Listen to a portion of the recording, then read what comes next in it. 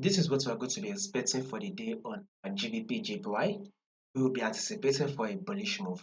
So if you are yet to subscribe and you've not done that yet, make sure you do it to click on the subscribe button, like and share. So I want you guys to know, right, that JPY is dropping massively.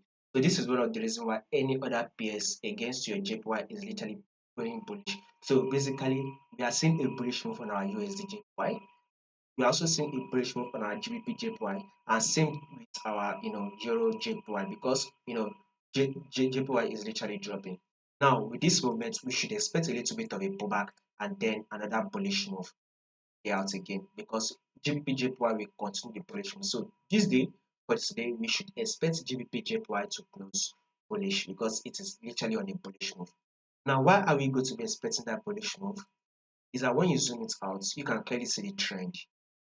On our GBPJPY, we are in an uptrend move. This is the trend. This is the trend.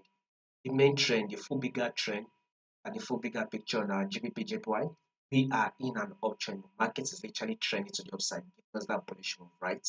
Now, if you have to go down to your forward time, here, guys, we had a multiple rejection at this zone, right? Market once ranged this zone right here. Market once ranged this low, hitting our support and our resistance level, right? The market eventually broke above it. Now you can expect market to come to retest it. You know that break and retest pattern, whereby if market breaks above the resistance level, market should come back to retest the support, the resistance. This is it, right? You expect market to come retest the resistance. Once it retests the resistance, then another push up will most likely out again. So another bullish move for the day is what we are going to be expecting on GBPJPY. Above all, more updates on this will be covered for you guys. So in order for you not to miss out on it, make sure you subscribe, like, and share.